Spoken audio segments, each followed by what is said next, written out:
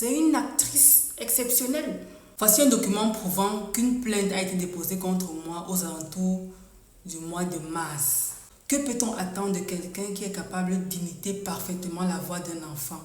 Et cela semble tellement réel, comme si c'était un véritable enfant. C'est une actrice exceptionnelle.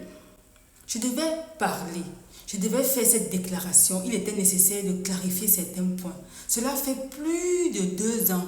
Pendant plus de 2 ans, il y a eu énormément de défis. Tu vois, tu sais, ici un pain consacré quoi. Je vous ai promis ici de partager avec vous la réponse du producteur suite à la vidéo qui a été virale de Mercy Chinwo. Ok, c'est qu'il a dit par après.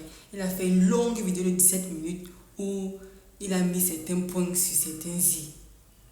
D'accord. Mais la vidéo là est longue.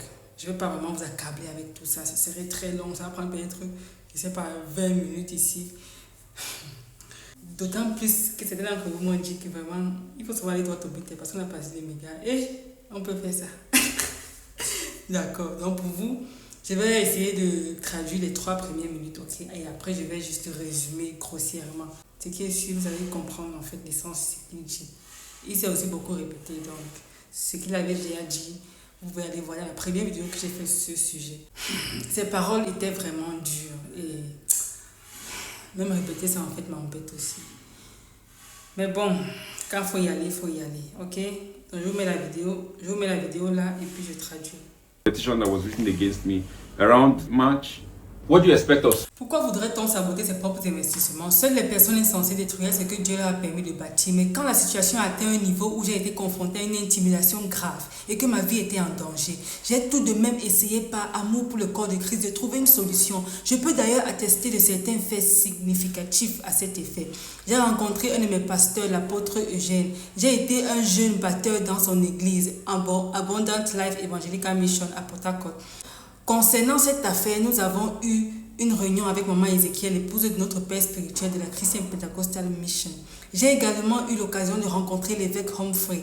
Toujours dans le cadre de cette affaire, je suis aussi allée voir l'évêque Mike, notre grand-père spirituel. Si je ne me souviens pas du corps de Christ, je n'aurais pas entrepris toute cette démarche. Mais qu'ai-je entendu en retour? Il court partout pour rencontrer ces personnes. Maintenant, il a peur. Et je me suis demandé, peur de quoi? Pourquoi considérer que chercher la paix est une preuve de peur? Pourtant, la Bible nous enseigne à rechercher la paix avec tous les hommes. C'est un principe biblique. J'ai voulu régler ces différends en interne car il est insensé d'exposer nos querelles en public. Mais chaque fois que je proposais une solution pacifique, cela était perçu comme une faiblesse. On me voyait comme quelqu'un de faible jusqu'à ce que j'entende une déclaration qui m'a profondément attristé. L'un de mes pasteurs m'a dit, arrête de te soucier du corps de Christ. Nous allons nous occuper de toi et le corps de Christ ira bien. À ce moment-là, j'ai compris qu'il s'agissait d'un complot orchestré et d'une véritable chasse aux sorcières. Je n'ai aucun problème avec ceux qui veulent créer leur propre label. Il existe des milliers de talents dans l'espace chrétien, mais faudrait-il détruire quelqu'un d'autre pour réussir? Est-ce cela l'esprit de Christ?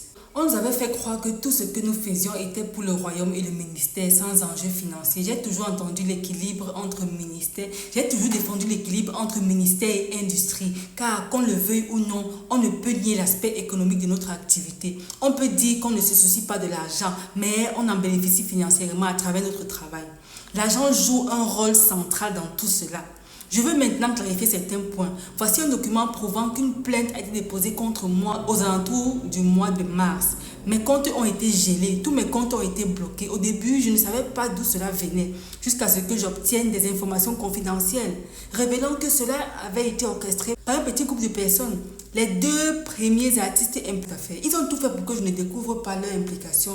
Et pour que le public ne le sache pas non plus. Ils ont essayé de camoufler cela en laissant croire qu'il s'agissait d'une enquête menée par les forces de l'ordre de manière indépendante. Mais la vérité a fini par éclater. Une des personnes impliquées est une excellente actrice. Elle maîtrise parfaitement l'art de jouer la victime aux yeux du monde. Le talent est une belle chose, mais il ne suffit pas. Comment peut-on nier avoir intenté une action en justice contre moi alors que les documents signés existent? Comment peut-on nier sa signature sur chaque page d'un document officiel? Comment peut-on nier la présence de témoins vivants ayant assisté à la signature de ce document? Les dates sont là pour prouver des faits. Il suffit de regarder des dates auxquelles Il suffit de regarder les dates auxquelles la plainte a été déposée. J'ai été retenue à Ilorin et non à Lagos. Pourquoi Ilorin? C'est un autre état bien éloigné du lieu où l'affaire aurait normalement dû être traitée. Je vous ai dit que c'est 17 minutes. Et là, ce n'est que 3 minutes. Imaginez-vous. 17 minutes seront très longues. Sauf s'il faut qu'il fasse un live. Mais qui va faire un live comme ça? Ah non, pardon. On prie seulement que ça s'arrange. Parce que, comme on l'a dit tantôt, ce n'est vraiment pas joli. Ce n'est vraiment pas joli. Je ne sais pas si vous avez cette impression comme moi. Quand on écoute la chanteuse ou l'artiste gospel, Mercy Chinwo, on a l'impression que vraiment c'est elle la victime. Et quand on écoute l'ex-producteur, qui par ailleurs est aussi un artiste gospel qui a créé son label, ok, il semble aussi être la victime. C'est pour ça que je vous disais qu'il y a un principe fondamental. Dans un problème, dans un litige, la responsabilité est toujours partagée. Toujours. Tout ça n'est pas réalisant en fait. Tout ça n'est pas réalisant en fait. Tout ça n'est pas joyeux du tout. Ça brise vraiment le cœur de voir que des personnes qui autrefois jouaient ensemble, regardez, ils jouaient ensemble, ils priaient ensemble. Aujourd'hui, se lancent des choses. Ça fait mal. Et sachant que ce sont des chrétiens, parce que je réitère encore ici jusqu'à preuve du contraire, je pense qu'il s'agit de 2 chrétiens, ok. Mais comme vous le savez, chrétien ne signifie pas perfection, d'accord. À un moment ou à un autre, on prend des mauvaises décisions et tout. C'est clair qu'à un moment ou à un autre aussi, ils vont prendre le temps de réfléchir à ça et vraiment laisser la paix du Christ les envahir en fait. En tout cas, c'est notre souhait. On n'aime pas voir ce genre de choses. Ça ne nous honore pas. Ça n'honore pas le royaume, pas du tout. Les responsabilités sont toujours partagées. Ok. Les deux sont fautifs.